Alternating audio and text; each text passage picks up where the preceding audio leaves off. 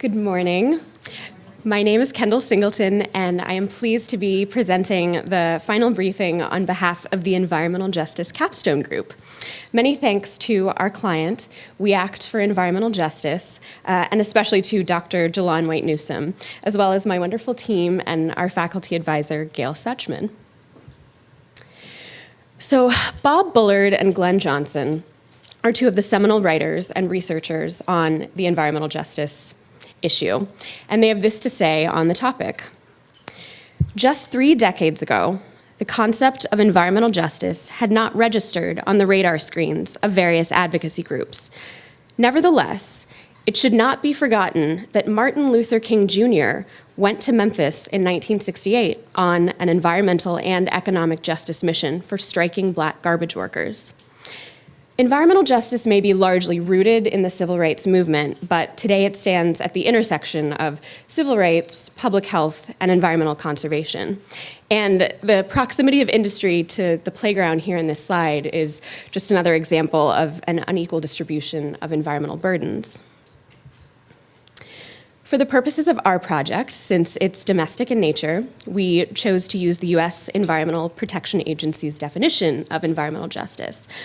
And that definition is the fair treatment and meaningful involvement of all people with respect to environmental laws, regulations, and policies. Our client, WEACT for Environmental Justice, or WEACT, is one of many grassroots organizations seeking to achieve environmental justice through the creation of healthy communities. They were founded in 1988 as a small neighborhood organization vocalizing their opposition to a proposed sewage treatment plant just up in West Harlem. And today they've really evolved into a national leader on the topic of environmental justice. They have since begun to formally make inroads in federal policy related to environmental justice, and they've actually now created an office in Washington, D.C., and they have hired Dr. Jalon White-Newsome, who's an environmental health expert with a science and policy background, as one of their first federal environmental policy analysts. So WEACT is currently also capitalizing on a renewed federal attention to environmental justice, and so our project really comes at an opportune time. In our collaboration with Dr. White-Newsome, who's actually pictured here in the slide at a press conference with New York Senator Chuck Schumer, she has tasked us with helping to assist Congress to better understand environmental justice. In order to do this, we have developed a model by which community-level case studies can be created in order to better facilitate this educational undertaking.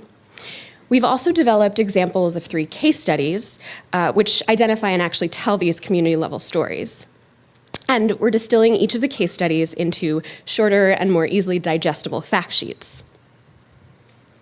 Now, this graphic shows our community case study model, which is a 5-stage filtering process, starting with a project lens that is based on a desired outcome, be it, for example, influencing members of Congress.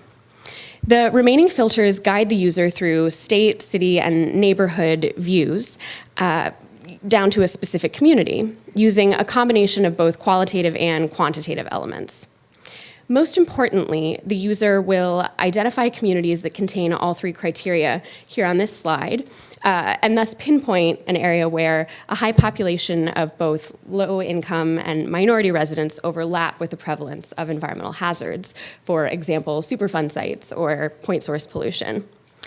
Also researching local news articles, looking into studies done by local universities, and even conducting interviews with staff from various local environmental justice advocacy organizations will help add a human element to the case study as it's in progress. So all of these elements will then come together and shape the final narrative that the author will create. Initially, our client asked us to look at 6 states with changing demographics. We also chose to look at various states because of their political profile, and such as whether their members of Congress were members of any potentially relevant committees or coalitions.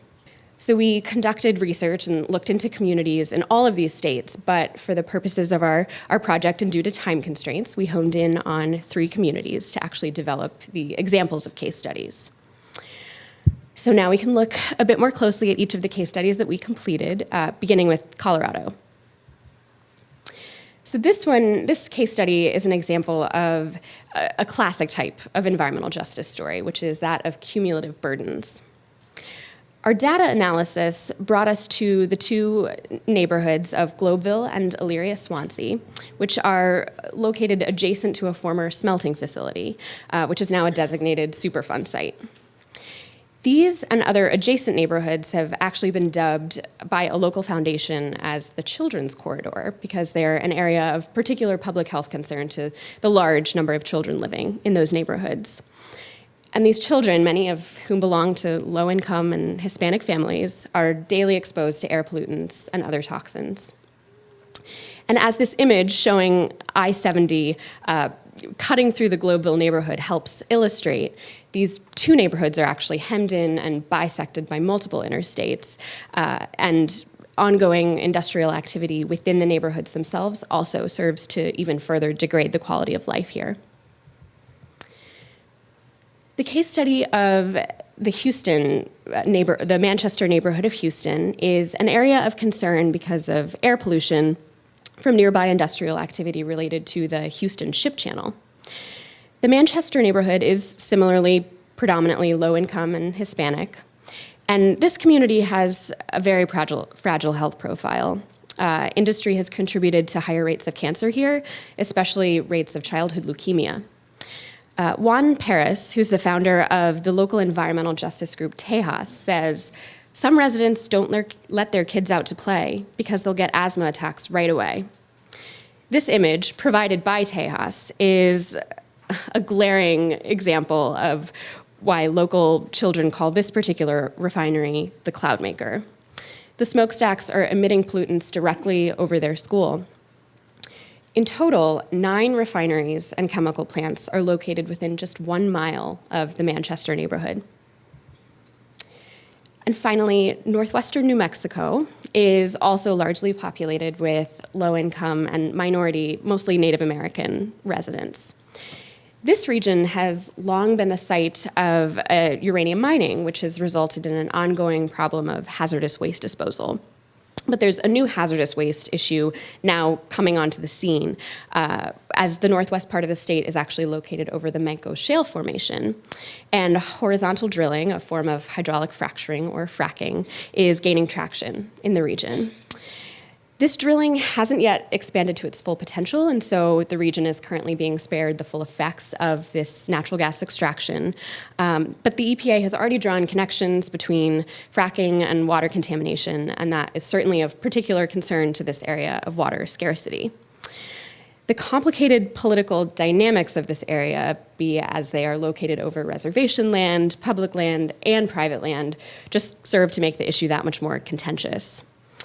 Now, this map here shows the placement of coal methane in black and then other well sites in red throughout northwest New Mexico. Some of these actually include exploratory fracking wells. And the addition of even more hydrofracking wells located here will only be more disruptive to the northwest Mexico landscape and to its residents. WEACT is now equipped with our model so that they can produce case studies and fact sheets to be shared with members of Congress. The 3 examples that we have created, which are pictured here in their final form, can also be distributed amongst appropriate political personnel.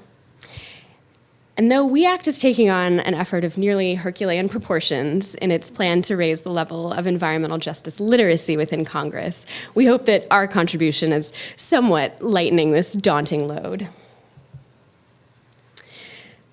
The prevalence of environmental justice issues throughout all of the states that we looked at indicate that precautionary and protective policies are still not being applied equally throughout this country. Grassroots activism by organizations like WEACT will continue to play a pretty significant role in bringing environmental justice issues to light. With continued education and ensuing political action, WEACT and other organizations can encourage the implementation of just and of health-promoting environmental policies throughout the country. Thank you.